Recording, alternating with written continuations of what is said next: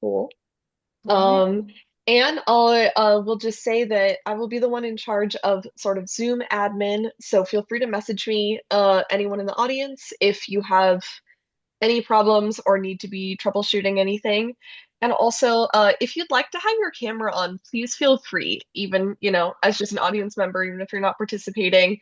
We are happy to see your face. Teal, I saw you turn off your camera. If you want it off, leave it off. But just saying, if you're feeling indecisive, we'd love to see your face. Um, Great. I'll go ahead and hand it to Charlene. I always like to say participation is not required, but it's appreciated. All right, so I'm going to start out with a couple housekeeping items. My name's Charlene Buff, by the way. I'm a water empowerment organizer for Friends of the Inyo. Since this is a pretty big group, we're going to ask that you keep your mics muted while others are speaking. That way we don't have background noise. And if you'd like to ask a question, you can use the raise hand feature, but we're going to try to get through our presentation first before we jump into the questions. This presentation and discussion is being recorded, so you'll receive a follow-up email after tonight's session with a link to the recording. Um, do we want to go ahead? There we go. All right, well, welcome everyone. Thank you so much for being here for our first virtual series. This is going to be the first of many virtual series we'll probably be doing over the next year, so we're excited to see so many faces on the screen tonight. Next screen. All right, so Revealing Paihanaru is the program that Emily and I work under. It's a collaborative effort between Friends of the Inyo, Owens Valley Indian Water Commission, and Accelerate Resilience Los Angeles. This program is intended to share information on the impacts of water extraction in Inyo and Mono counties and help the community envision a healthier future for people and the land. We believe being fully informed on the past, present, and future conditions of water will equip our communities to advocate for better water future. Water is life, and the well-being of all depends on protecting and stewarding our watersheds.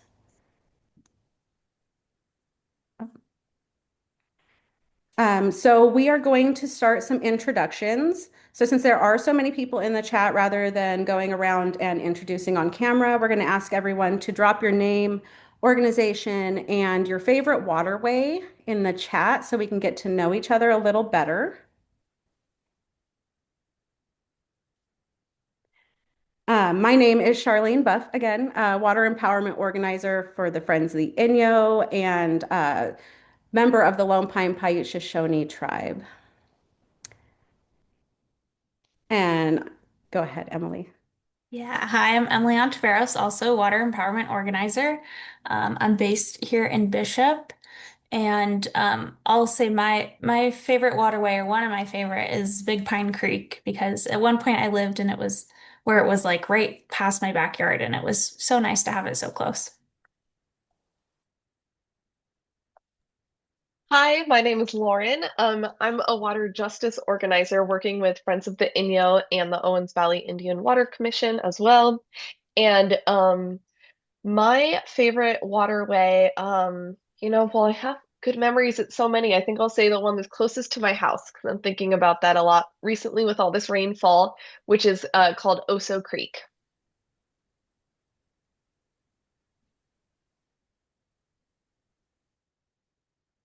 Hi, everyone. I'm Kristen Stipanov, honored to be a guest tonight. I'm an attorney with California Indian Legal Services, and I work primarily with the Owens Valley Indian Water Commission on water advocacy.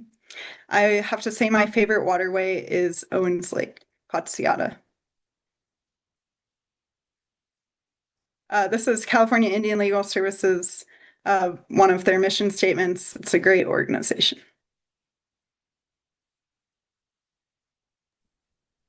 All right. So before we get started, I just want to mention that I'm still very new to the Numu language, and I'm still learning, as we all are. It's my personal intention to use original place names and names of people in these conversations, and I encourage everyone to familiarize themselves with these names. So if there's something that you're not sure what it means or how it's pronounced, please feel free to ask. We're all here to learn. But these are a few words that may be used throughout our presentation or the materials that we have been distributing through Revealing Payahanadu. And so, yeah, just go ahead and familiarize yourself with those words because we're going to use them a lot. You can go ahead, next slide.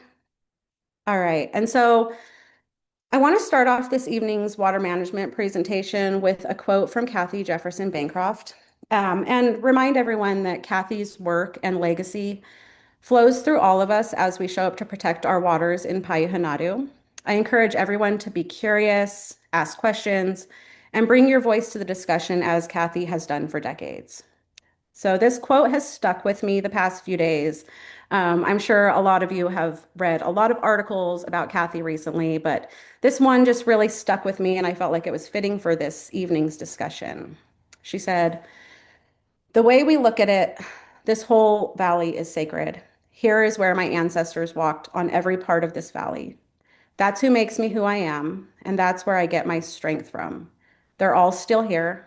There are places where special things happen and places where terrible things have happened. I know 6 or 7 massacre sites on the lake bed. It's sad, but it's part of history, and they need to be preserved, remembered, and respected for us to know what people went through to stay in this valley." Next slide. So we're beginning in the era of free-flowing water. All of this information, just so you know, is available on our website at ourwaterstory.org. We have a history education module there now where you can learn about our history. And so, yeah, I would love it if you'd all go and take that course and get this background because I feel like it's very, very important.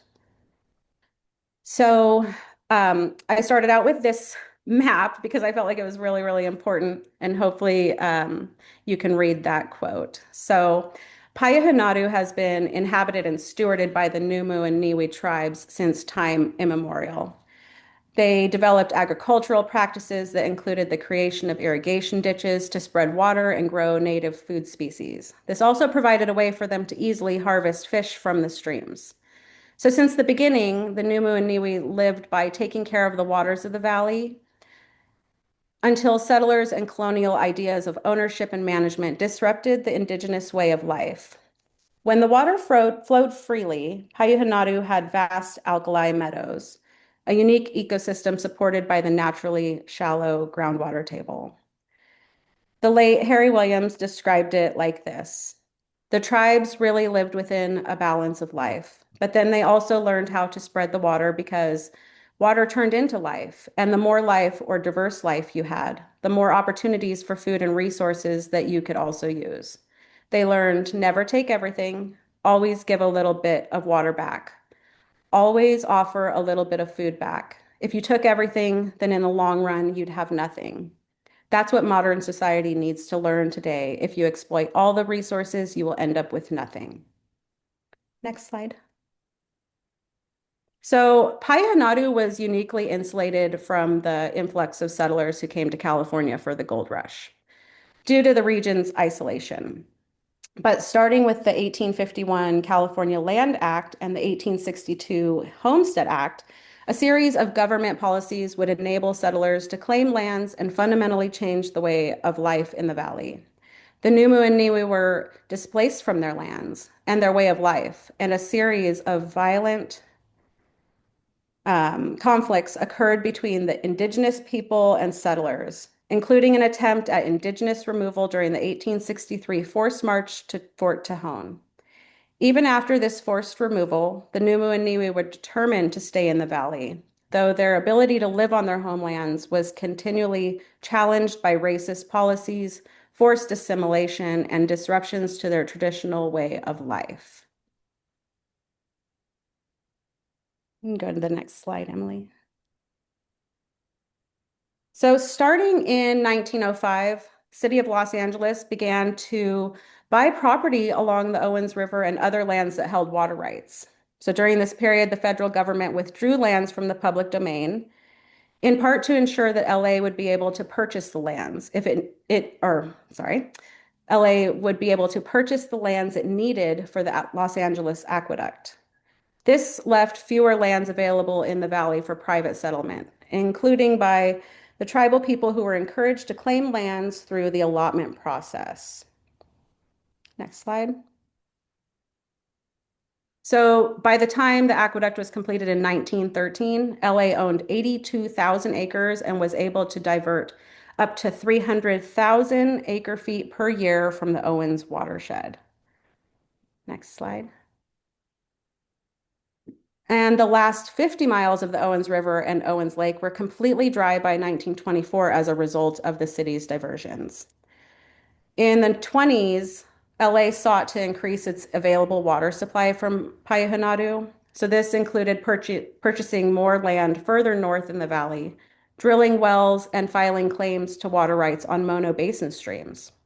During this period, the local communities protested against the impacts of LA's land and water grab, including the economic decline of the valley, and staged an occupation at Alabama Gates. By 1933, Los Angeles would own 95% of agricultural lands and 85% of the town lands in the valley. Next slide. In 1930, LADWP released a report describing the Indian problem in the valley and proposing that they would be able to purchase the remaining indigenous allotments and home sites in exchange for a consolidated land base. This was followed by a 1932 report that asserted a consolidated land base would only be a temporary solution and that the ultimate goal would be removal of the Numu and Niue from the valley within the next 20 years. The 1939 land exchange was approved by Congress, designating what is current land base of the Bishop Paiute tribe, the Big Pine Paiute tribe, and the Lone Pine Paiute Shoshone tribe. In this exchange, the tribes would end up with less land and would be unable to claim their water rights due to a provision in the LA City Charter that required a 2/3 citizen vote to transfer water rights. Those tribal water rights remain unresolved to this day, and we're going to come back to that in just a moment. But I just want to finish by adding that by 1941, LADWP had expanded its infrastructure north to the Mono Basin with the construction of the Crowley Dam and Mono Craters Tunnel, enabling diversions from Mono Lake tributaries. This would drop the level of Mono Lake by 45 feet and reduce its volume by half, greatly impacting the ecosystem and creating toxic dust pollution. In 1963, LADWP decided to further increase its water extraction by building a second aqueduct that would carry an additional 200,000 acre feet per year. The second aqueduct was completed in 1970. So we're going to backtrack to the 1939 land exchange, and I'm going to hand the mic over to Kristen to talk a little bit more about that. So much, Charlene. I'll be repeating or just highlighting a lot of parts of the history that she just mentioned. I'll be talking about the 1939 land exchange, which refers to two things, actually. It refers to both a 1937 act of Congress that authorized the land exchange and a 1939 deed of exchange between the federal government and Los Angeles Department of Water and Power. And these two documents together, the deed of exchange created the Bishop Paiute tribe, the Big Pine Paiute tribe, and the Lone Pine Paiute Shoshone tribes reservations as they still exist today. So this is important to history to understand, to contextualize the state of the tribal water rights at the time of the long-term water agreement and in just the general scheme of modern groundwater management in Payuhanadu today. So I'll be going back still before the long-term water agreement for 5 to 10 minutes or so. And also want to shout out to the real historical experts at the Owens Valley Indian Water Commission and their collaborators, and Sophia Borges in particular.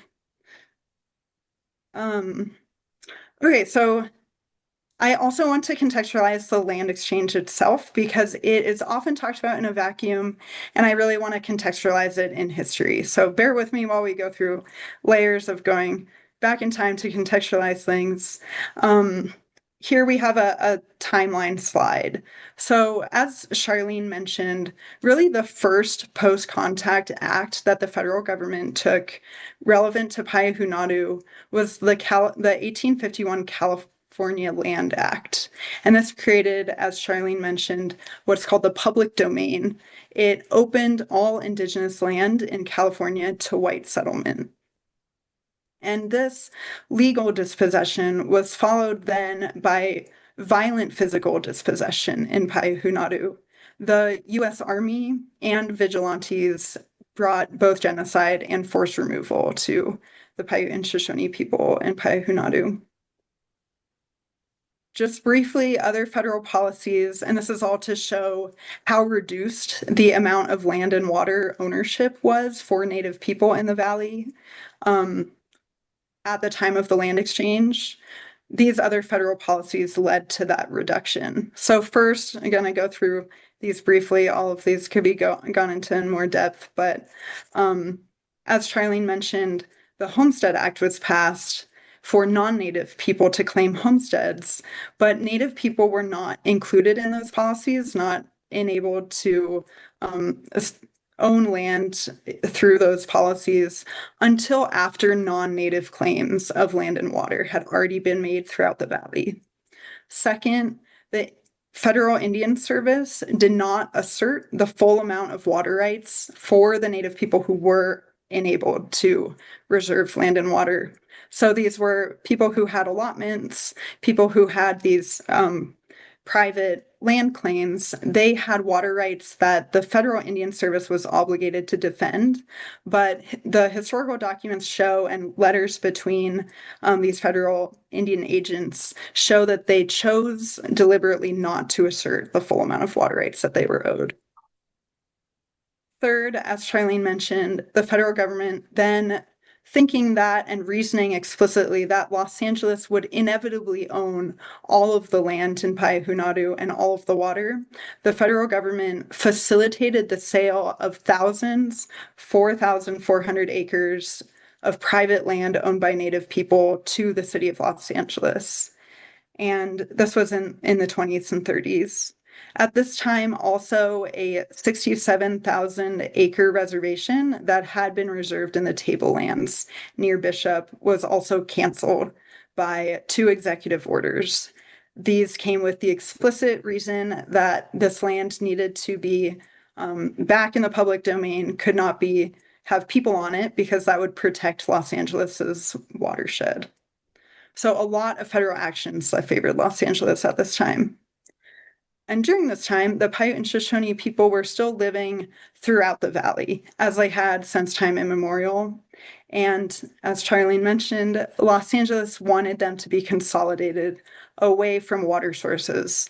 Actually, this was described in detail in a long report called the Indian Problem Report. And this report described that their first choice was that the Paiute and Shoshone people move elsewhere in California away from Payahunadu. And their second choice would be that the Paiute and Shoshone people be consolidated on small land bases away from water sources. It described what would become the 1939 land exchange, and that was small land bases with water supply, but no water rights. Next slide. This is a visual representation of the 1939 land exchange that the Owens Valley Indian Water Commission and others helped put together, with some other sources here at the bottom of the slide. So the land exchange itself created, as I described, those 3 reservations in Bishop, Big Pine, and Lone Pine. It traded 2,913 acres of federal trust land for 1,391 acres of City of Los Angeles land. And that City of Los Angeles land became those new reservations. So the tribal land base was very much reduced. The 1937 Act of Congress, however, that enabled this land exchange, authorized this land exchange, it authorized an exchange of both land and water rights. However, at the at the last minute, a couple weeks before, Los Angeles raised the issue that this would not be possible. It argued that its municipal law, the city charter, prevented an exchange of water rights without a 2/3 vote of city voters. So the water rights were never traded, and was no plan set to trade them in the future. Instead, the 1939 deed of exchange created a permanent contract for water delivery. So to this day, Los Angeles is obligated to deliver 4 acre-feet per acre to all of these reservations, and that equates to 5,565 acre-feet of water per year. I did a calculation a couple of days ago and found that over a course of, I think, 20 years, ending in 2018, on average, the Los Angeles annual water demand is 600,000 acre-feet per year. So this acreage feet of 5,565 is 0.01% of Los Angeles's annual water demand. It's a drop in the proverbial bucket. Math people can correct me on this. Don't hold me to these numbers, but in any case, really proportionally, it's very, very small. So these 3 tribes still have rights to the water rights of the lands that were exchanged, both Federal Reserved water rights and riparian water rights. The exchanged lands, you can see here if you get really, really close to your computer screen, are in places like Sunland Road, away from the reservations. So the tribes would need physical infrastructure to pump and move water from these places. You can learn more about all of this at ourwaterstory.org/water empowerment education. Their educational modules are really, really great. I think one of them, I copied a quote here, says, "To this day, Los Angeles holds the water rights attached to the reservations, while the tribe's federally reserved water rights remain trapped beneath the traded lands." I could not have said it better myself. I just want to mention briefly, separately, that the Fort Independence tribe of Paiute Indians is the 4th reservation on the valley floor in Payahunadu. That reservation and government was established in 1902, and this reservation has a separate water history and has a separate water story. So they have established water rights to a share of Oak Creek. And that's the 1939 land exchange. Thank you.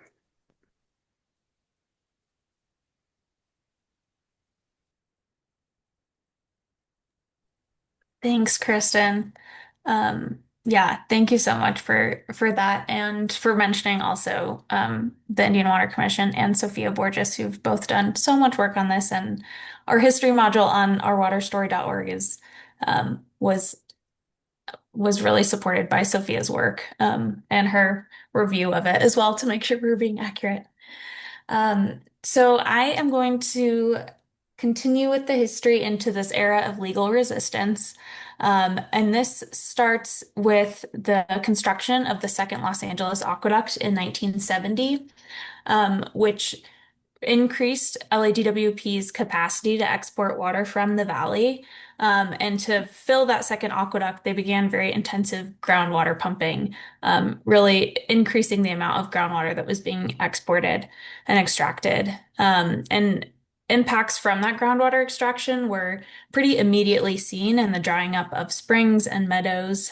And so in 1972, Inyo County addressed this by filing a lawsuit against LADWP on the basis that that increase in groundwater pumping needed environmental review under what was then pretty new at the time, the California Environmental Quality Act, which passed in 1970.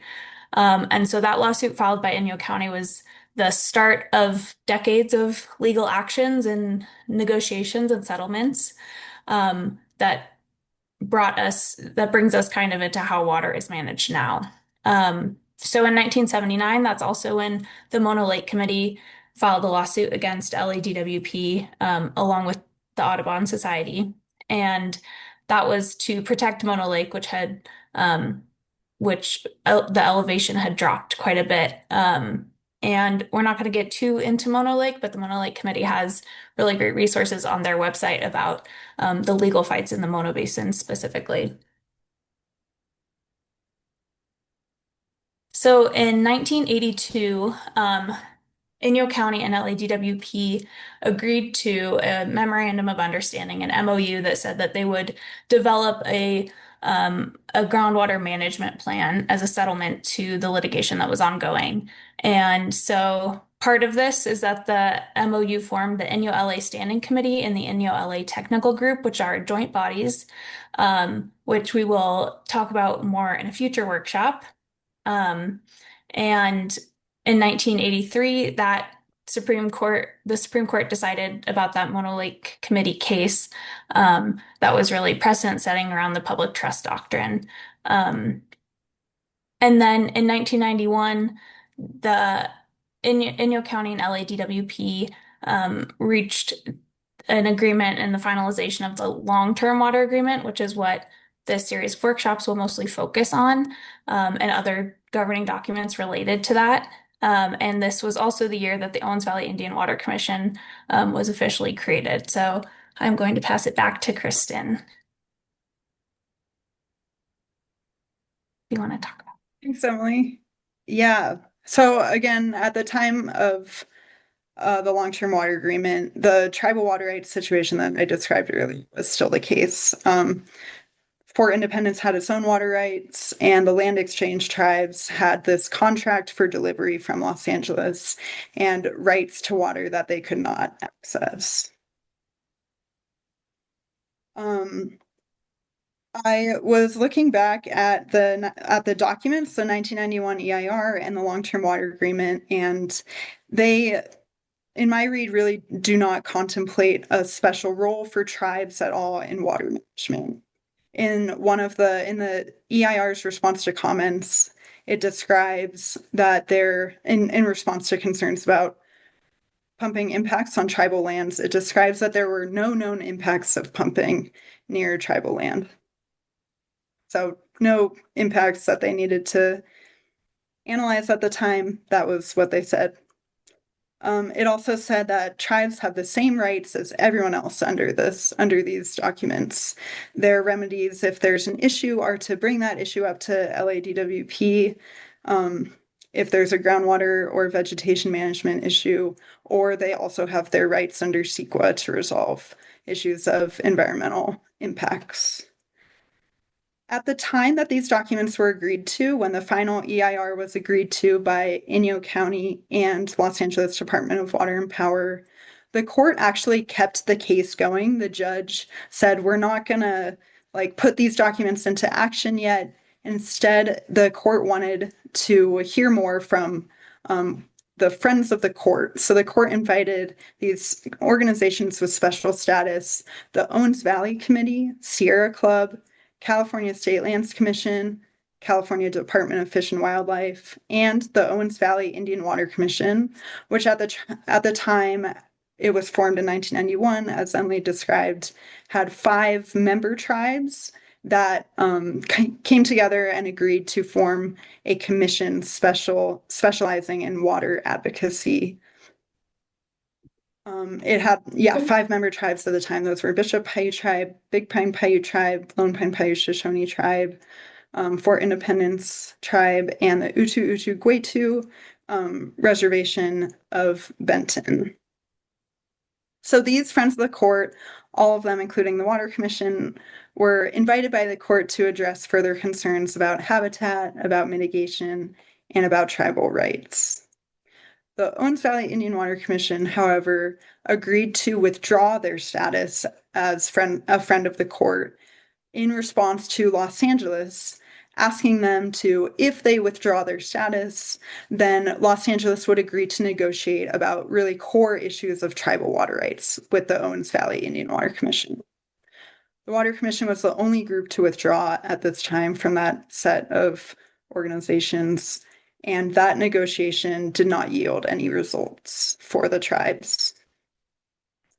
Those other organizations continued to negotiate for years, and they negotiated what became the 1998 Memorandum of Understanding. We call it the 1998 MOU.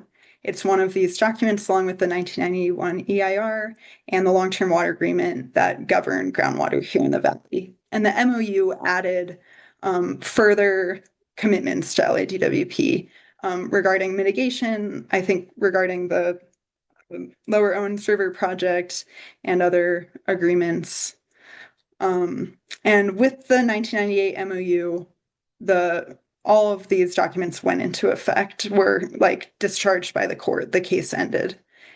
And finally, the parties to the MOU, those organizations I mentioned, they have a special status. So they can call meetings, they have a procedure that they can enact to easily call meetings to resolve issues with LADWP and Inyo County and the other MOU parties. So the Owens Valley Indian Water Commission right now does not have this status.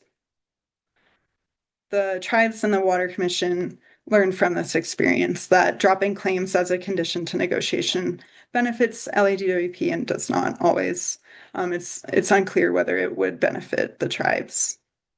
And in other tribal water rights settlement negotiations throughout the country, there have been about 40 big tribal water rights settlements throughout the country.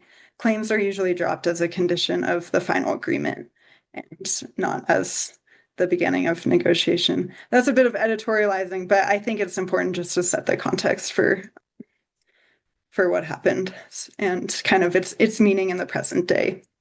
And those are the MOU parties and the status of the Water Commission and the tribes within these documents.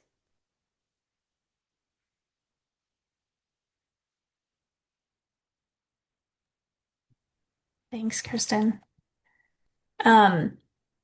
Yeah, so as Kristen mentioned, yeah, this MOU occurred that was intended to address the inadequacies of that environmental impact report, and in particular has information about mitigation projects. Um, and then in 1998, Inyo County adopted a groundwater ordinance that regulates the export of groundwater outside of the basin or the county. This does not regulate LADWP's operations. There were earlier legal battles over this. Inyo County had previously tried to impose a groundwater ordinance to regulate LADWP before the 1991 Long-Term Water Agreement. So that was found to went to court, had a battle, and so the current groundwater ordinance does not regulate LADWP. And then there were between 2004 and 2007, more court proceedings, stipulations, and orders that are related to the mitigation projects, and particularly the Lower Owens River project, that imposed more procedures and dates related to the Lower Owens River project, and enforcement measures to get that project actually started. And we're going to have a whole workshop that is about mitigation projects. So we're just kind of going through the history for now. And that brings us to what we're calling this current era, the era of coalition building and water justice. And so this starts around 2014, where we see kind of a larger statewide shift in water through the passage of the Sustainable Groundwater Management Act, which here in the Owens Valley is what leads to the Owens Valley Groundwater Authority. But lands, parts of the groundwater basin that are managed under the long-term water agreement are exempt from the Sustainable Groundwater Management Act. They are treated as adjudicated, and adjudication is the process where, and Kristen can correct me from a legal perspective if I get this wrong, but the process by which parties come to the table with claims for water rights, and those claims are quantified. So the LADWP's groundwater here is treated as adjudicated, but that's an adjudication usually brings all parties to the table, and that did not happen for the tribes, as Kristen described. And so in 2015, the Keep Long Valley Green Coalition formed when LADWP proposed reducing irrigation to leased lands. So this was a coalition of environmental groups, ranchers, the indigenous community, and so really a coalition that I think also signaled a shift in the way that the local community was participating in and addressing water issues. And in 2021, there was a lawsuit that found that LADWP did need to complete environmental review before they could stop providing irrigation to those leased lands in Long Valley.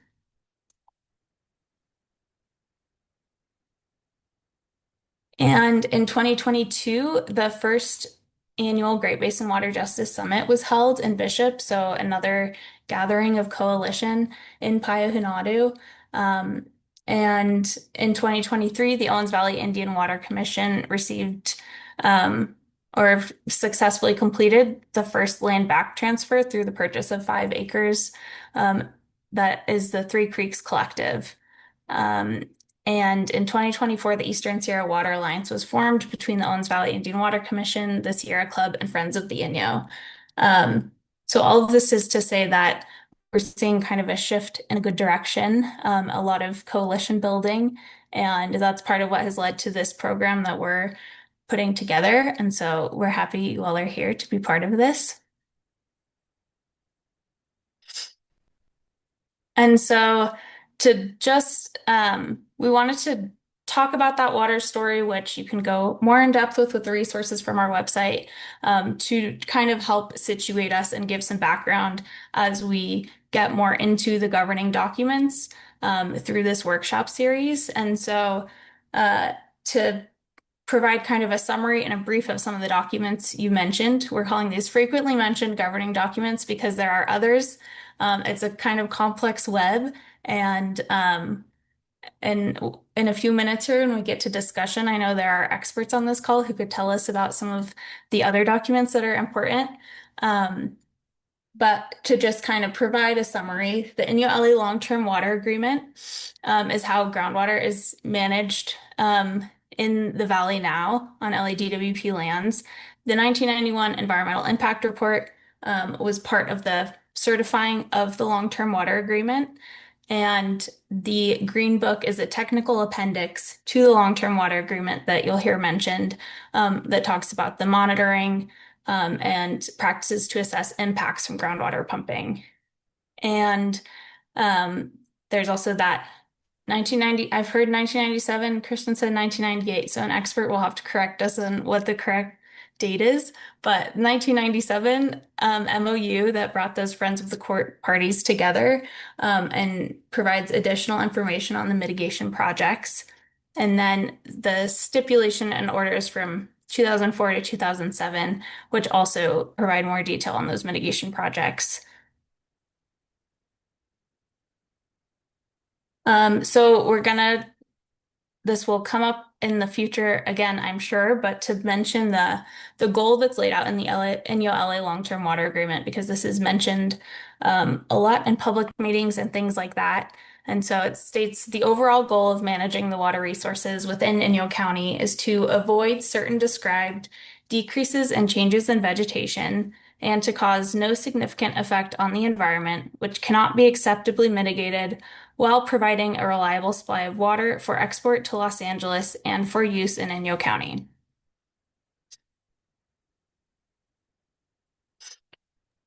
So I'm going to pass it to Lauren.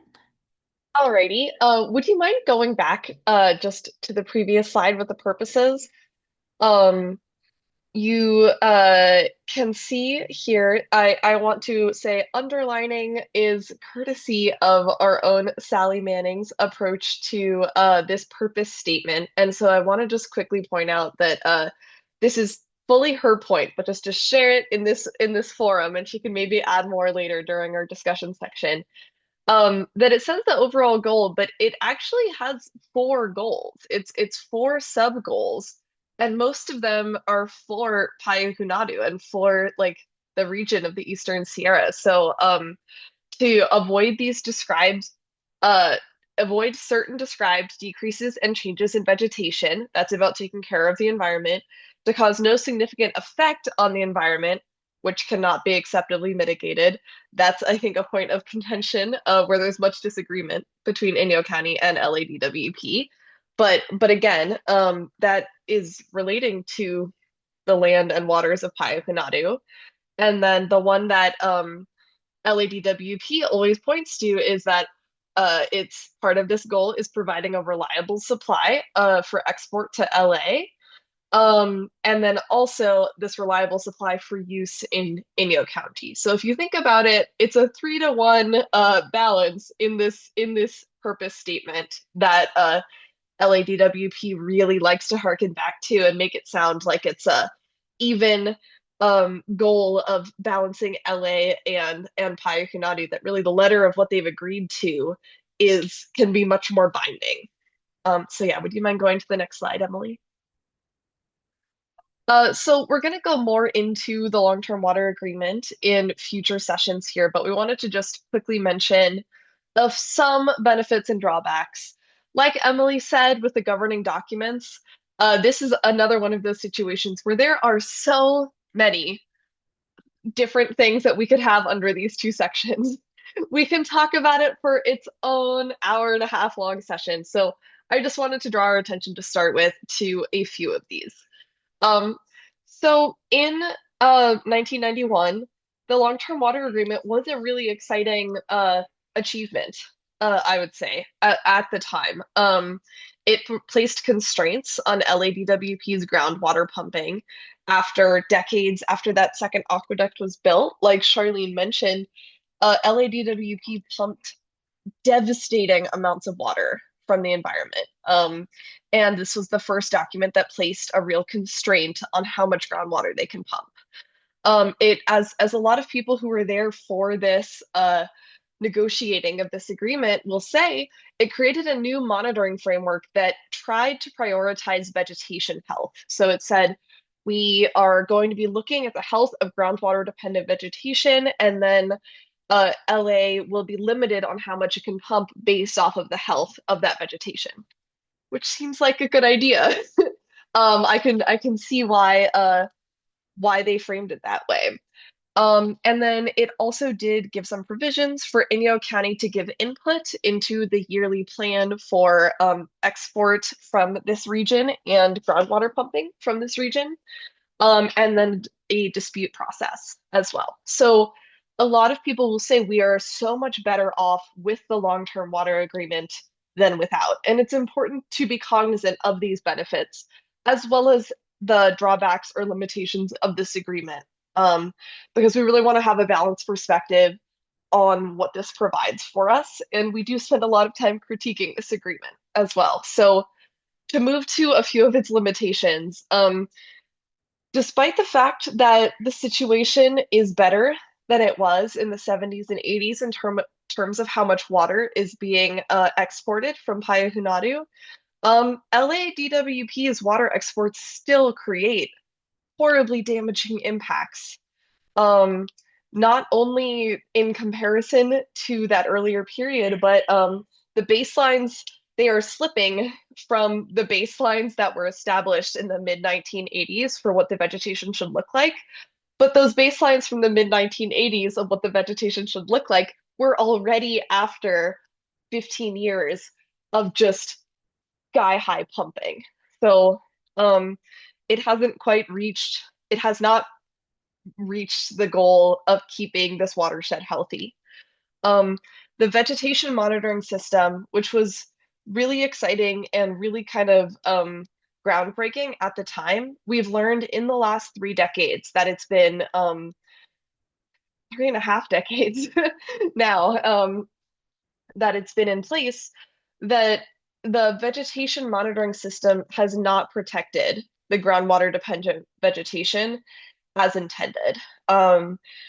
I could go into a lot more detail on the ways that this fails, and a lot of our experts on this call could talk more about it. So we can return to that if folks want to during our discussion. But there are many, many points where it does not work the way that it was initially envisioned. And as you all can see, driving through this beautiful region, it is drying. Vegetation is getting drier and drier, and we're losing many types of more of that more moist, more wet kind of vegetation, and especially stuff like alkali meadows And then finally, the input and dispute methods for the Inyo County part of this equation are really time consuming and really, really expensive. They have gone around this sort of process before with LADWP, and it ends up being just almost prohibitively expensive most of the time, and so slow that it doesn't really stop the impacts that Inyo County might be, uh, that County is protesting. So there's a lot to think about here. This is where we're at after this century of history that our three lovely presenters have talked us through. And I think going forward, we're going to be discussing how to work within this system of this framework that we're in now. All right, with that, I'll go ahead and hand it, I think, back to Emily. Yeah, thanks, Lauren. Um, so to line out more of what we'll be talking about in these upcoming workshops, um, and to kind of relate them to the governing documents that we've mentioned. So March 5th, we will have Sally Manning on to talk about on-off well management. That is pulled from the long-term water agreement. Um, and then we'll also be talking a bit about the Green Book, which is that technical appendix to the long-term water agreement. On March 19th, we'll have Lynn Bolton to talk about mitigation projects from the several documents that relate to the mitigation projects.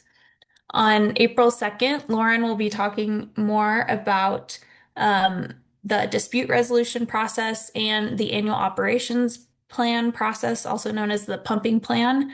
And those are both sections, procedures laid out in the long-term water agreement.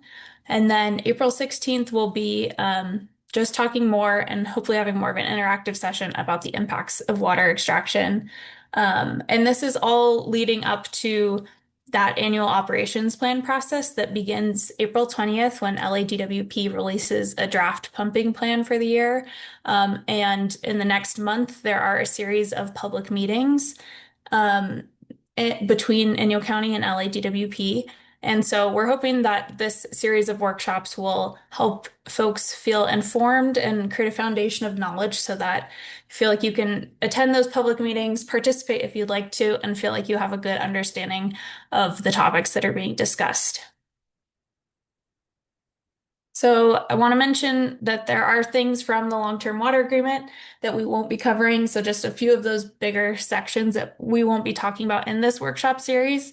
But if people are interested in these, have questions about these, we can talk about ideas for other workshops or events to cover these topics. So some of those big sections from the long-term water agreement are the town water systems. So Lone Pine, Independence, and Law's town water systems were transferred from LADWP to Inyo County. And those terms were described in the long-term water agreement. We do have a section about this on our website in our online course. And then another section is financial assistance. So there are funding obligations described in the long-term water agreement. And then the release of city-owned land. So there's also procedure laid out for the transfer of land from LADWP to Inyo County or the city of Bishop. There are requirements, I think, specific acreages about returning city-owned LADWP-owned lands back to the county or the city because they do own in Mono and Inyo counties over 300,000 acres, and some of those are in the towns themselves. So if you're interested in some of these topics, you can let us know and we can find a way to talk more and learn more about these. So I think we want to open it up. We've been talking at you quite a lot, but we'd love to hear if there are immediate questions, or we have so many knowledgeable people on the call too, if they want to add to anything that we've said. That would be great. We just want to open it up and feel free to put it in the chat or unmute yourself or raise a hand and we can call on you to unmute.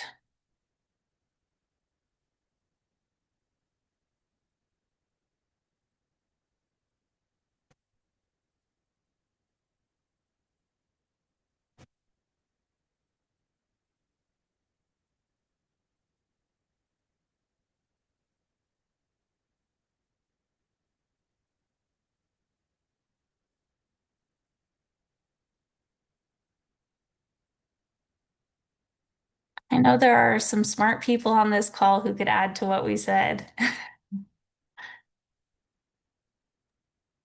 Also, I'll just go ahead and throw out there that this was a lot of information. And if you already had some knowledge, just sort of add this on too. It might have been uh, easier to digest. If you're kind of confronting a lot of this for the first time, maybe you're feeling a little overwhelmed and a little unsure where to ask your questions. So if you would like us to go back to a previous slide to linger on it a little bit longer, to dive into it a little bit more, if there's something you'd like to see again, that is also something we are happy to do.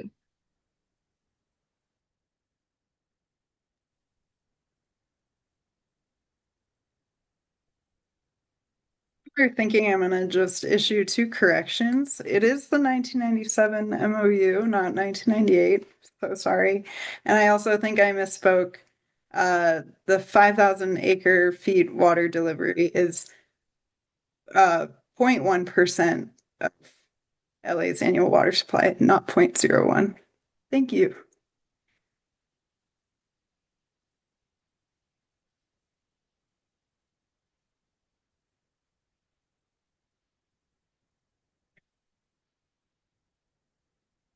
Looks like we're getting some questions.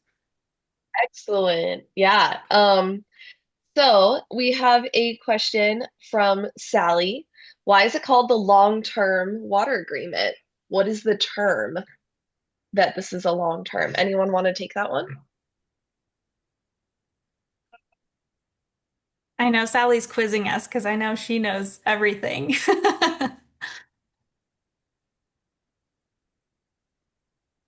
I didn't know that question would be on the test. I mean, there might be a specific answer, and Sally, if you know that, we'd love to hear it. But my impression is that long term is just saying kind of forever after in a way, which I think is something for us to consider. How long do we want this document to govern what we're doing? At what point do we want to make changes to it? Um, and yeah, it's really good to think about that. If there's a timing component put on an agreement, how long is that timing? And in this case, that timing is quite vague. Yeah. Same thing. I feel like the forever water agreements probably sounded a little scary. Sally just said that. Oh We were wow, told yeah, it. you and Sally are on the same Mm. page. All right, I'll ask another question from the chat. Teal says, do we know um do we know how many acre feet of water are still owed to the tribes in addition to the 5,565 from the land transfer in the 1930s? Mm, I don't know that number. I don't Um, either. yeah, but that's a good thing for us to make note of and look into before our next session. I'm just gonna answer this in kind of a framework, not giving a number because I don't think we have a number, but that 5,565 acre feet was actually quantified based on some rights to certain canals that the federal government on like as um the federal government owns water rights on as the trustee on behalf of tribes. So the federal government had certain rights to the canals at the time, and this 5,000 acre feet of water was based on these riparian rights to the canals. And so this acre feet number does not count even the riparian water rights or the Federal Reserve water rights that the tribes had to the exchange lands and still have to the exchange lands. So we have, in quantifying a number, there's a lot to consider. And I think tens of thousands of acres of feet is of acre feet is an accurate way to frame it. I also want to invite just, yeah, these are great questions. I want to invite as the Q&A goes on or as the discussion goes on for anyone from the Owens Valley Indian Water Commission, if they want to add to everything that I'm saying that we're saying, that would be amazing. But I know we were talking earlier. We don't want to put people on the spot. I'd love to draw your attention, Kristen, to a follow-up question from Teal asking, what are riparian water rights versus land water rights? I think your lawyer training will give us a good framing on these different types of water rights. So the question, riparian water rights are land-based water rights. It historically, if you own a plot of land and that plot of land is right next to a stream or a lake or some body of surface water, then you have a riparian water right to that water body. And that right extends as far as it doesn't interfere with other people on that same water body. California is unique in that it recognizes riparian water rights and prior appropriation water rights. It's a dual system of state water rights. So prior appropriation water rights you'll also hear about, and that just means you were the first to divert a certain amount of water from a stream, a first to divert that and then like get that recognized by the state. Um, Historically in Paiahunadu, the indigenous Paiute and Shoshone people were the first to divert a lot of water, and that has not to date been recognized by the state, and that's an ongoing conversation and battle. But so just the framework is under state law, riparian water rights and prior appropriation water rights. Riparian water rights are land-based, as you describe, and then separate from that are federal reserve water rights. And Native American reservations are one type of land, federal land that have federal reserved water rights. Those are quantified as like as much as is needed for that federal land.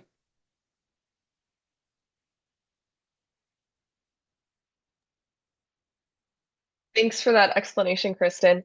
I often do hear about riparian water rights versus appropriation or appropriative water rights. So it's nice to hear you make that distinction and then also draw our attention to the federal reserved water rights.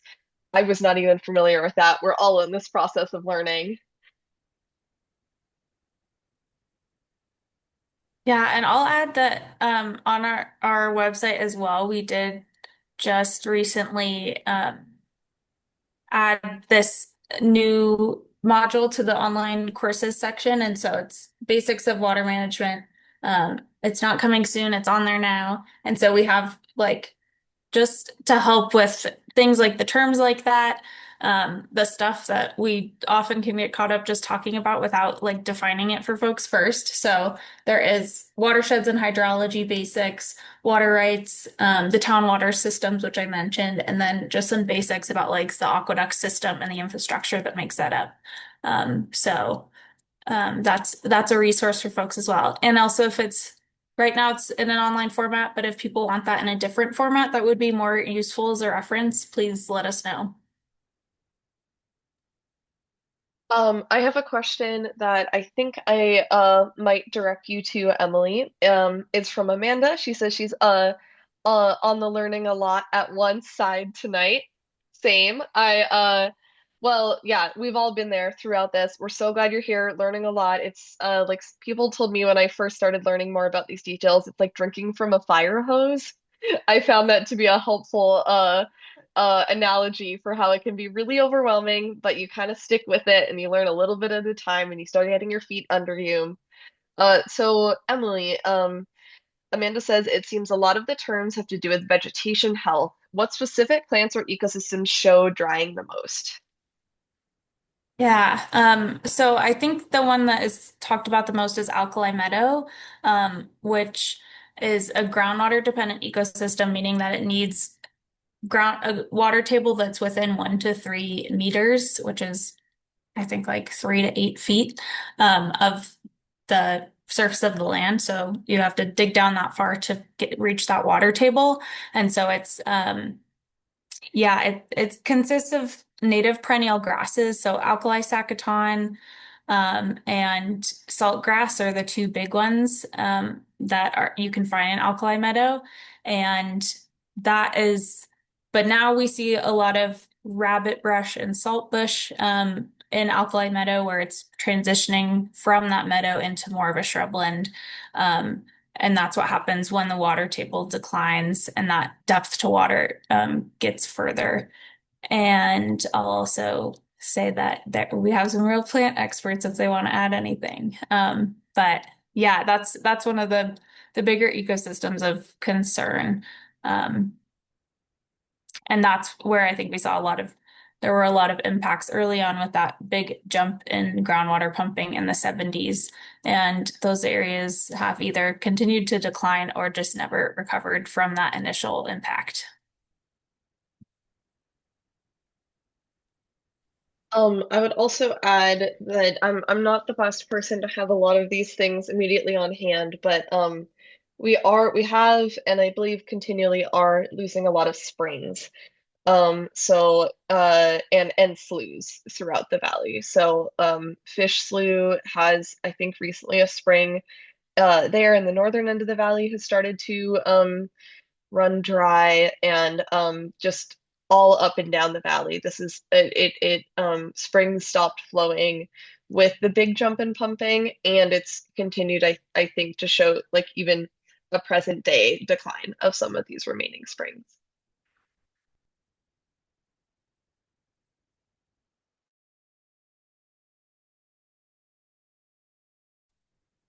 This is so wonderful. Sorry, Kristen, were you going to talk? I just wanted to read Lynn's comment, which I can do after your comment. No, please, please, because I'm asking another question. Okay, Lynn just says Alkali Meadow needs a water table within 1 meter or 3 feet. Go ahead, Santina. Great, yeah, so good to be here. I'm looking forward to seeing what y'all presented. And yeah, I've been so curious about so what recommendations have we been collecting the recommendations that have been suggested by such incredible community members that over the years since this has been in place, the forever water agreement, um, uh, like have the clear, power imbalance with really LADWP being the main decider, it sounds like is that like what are the recommendations or have they been gathered and have any of them actually been accepted and things changed within the long-term water agreement?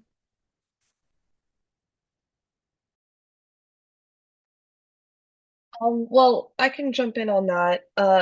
And we keep saying this, but if Lynn or Sally have things they want to jump in about some specific changes to the long-term water agreement, would love to be corrected. But in general, I would say no substantial changes have been made to the long-term water agreement, to my understanding, unless I'm forgetting something, but I don't, nothing has changed like the overall structure of it.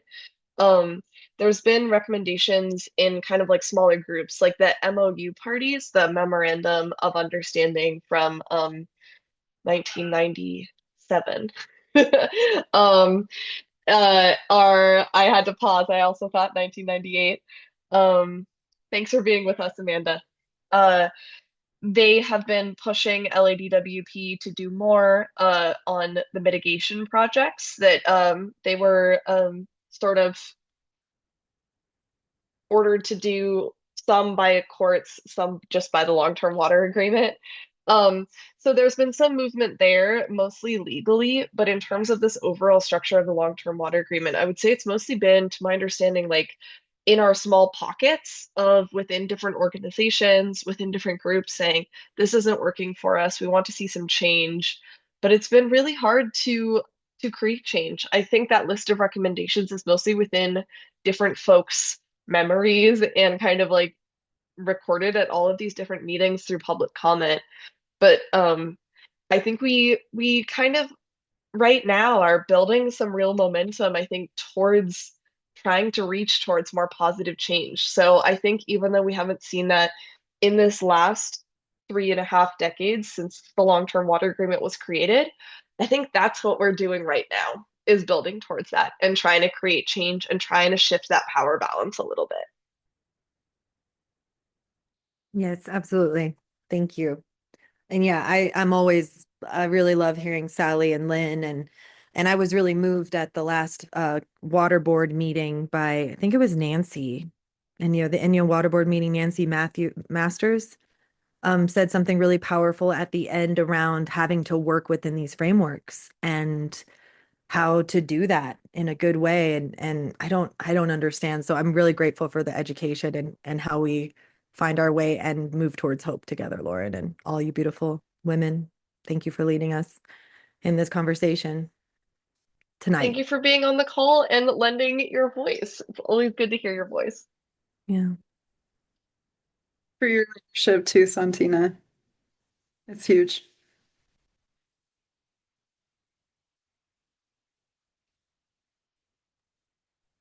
Opening it up to any other questions, either about this timeline, the history. Anyone want to dive into more details of these governing documents, um, vegetation and impacts? Anything your mind is being drawn to, we'd love to hear. And any questions will also help us continue to shape this virtual series. So please let us know. Or if there's just one thing you were like, that made no sense. What was that? You mentioned it. We don't know what it is, and we need more. Let us know.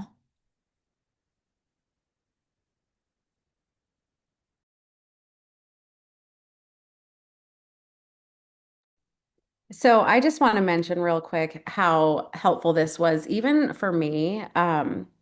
I know that I'm helping create this program and all of this public outreach, but not coming from any type of, scientific background or having any bigger education in some of these topics. This evening, hearing this get broken down in such a way, I feel like I understand it better. So I hope that the viewers that are here are feeling the same way about some of the information.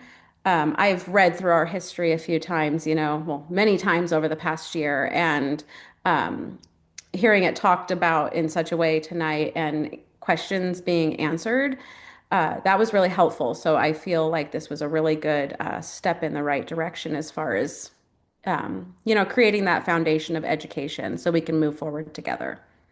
So I just wanted to thank everybody for being here and for everyone that's presenting. Well, it looks like we have a question. I can go ahead and read this out loud. Elaine writes, the court friends status. Is that an actual legal status? And why can't OVIWC get back to that status if no negotiations were made? I'm gonna sling that one right over to our lawyer here. I didn't learn the specific procedure in my like civil procedure class, so it is a real legal status. I mean, I understand it more commonly like at higher court levels, but I guess like even in California appellate court, kind of the second level of the three levels of courts in the state, there can be friends of the court who are um the parties who are invited to give thoughts on a case. Usually they'll just submit like some briefing, and it's like at the judge's discretion how much they participate. That's my understanding. I'm like very much still learning about these things, but it is a real legal status. Why can't the Water Commission get back to that status? This someone else could correct me in the future, but the case where the long-term water agreement was being negotiated, where the 1991 EIR was being negotiated, that case is not ongoing anymore. The judge did retain some jurisdiction over it for some time, but my understanding is that that's ended by now, and there isn't like a case to have that status again. But I mean, well, I don't think I think I don't want to speak for the Water Commission, but they would like to have a say in water negotiations, but I don't want to say like anything really specifically.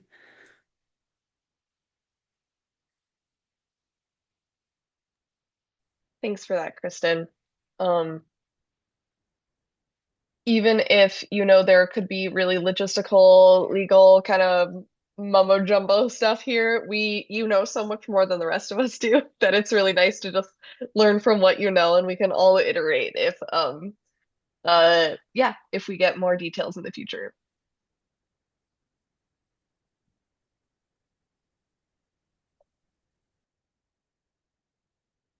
All right, I'll go ahead and read Sally's comment here. She says that two recommendations that came up were the so-called drought recovery policy and then water table-based management. DWP pushed back on these, so the county has chosen to ignore the policy and the improved management approach. These would have and still could help the Owens Valley environment. Yes, this is very true. And I think Sally's referring to Fontina's question with what recommendations have come up in the last 35 years for changes we could make to the current governing system and the long-term water agreement. And yeah, it DWP still that power, that balance of power is still quite tilted towards LADWP for making these sorts of changes. And I think that there's some interest, but it hasn't really been able to get all the way over to implementation. What would it take? I mean, I see Sally saying here, so the county has since chosen to ignore the policy. And is that Inyo County making that decision? Is that the water board making that decision? Or is that Inyo County supervisors? Yes, as far as I'm aware, that's the Inyo County Water Commission is a advisory body, not like a decision-making body. So, in terms of how much to push with LADWP and these sorts of potentially making changes to these structures, that's the Inyo County Board of Supervisors. Thank you. Yeah. And thank you, Sally.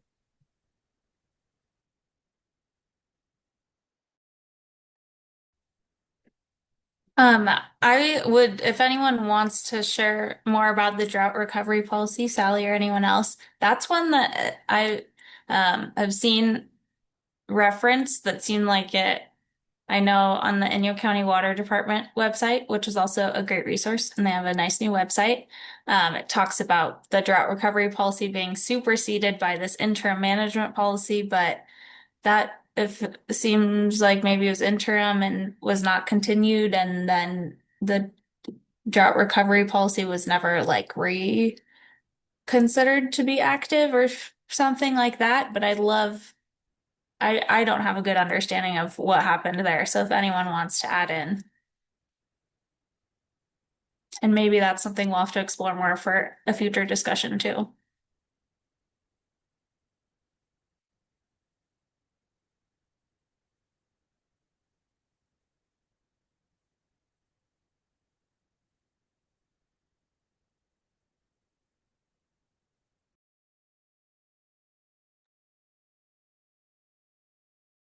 Well, I know it's good to give a nice long pause for people to think and to come up with questions. I also know it is 7:15 on a Thursday evening, and we might want to think about wrapping up soon. So I'm thinking that maybe we just give it another 10 or 15 seconds. If a question comes up to you that you haven't thought of yet, please go ahead and go for it. But yeah, if not, we might be ready to finish up somewhat soon. So we'll just give it one more long stare at the Zoom screen. I'll just share the dates again for our next workshop. So March 5th is the next one, and then we do have two in-person events on March 7th and April 4th. We don't have registration set up yet, but that's going to be in the follow-up email. Will be the registration link for that March 7th walk, which will be around Big Pine, so that we can actually see in person some of these concepts that we're talking about. And yeah, if you have any other questions, let us know. Thank you so much for being here.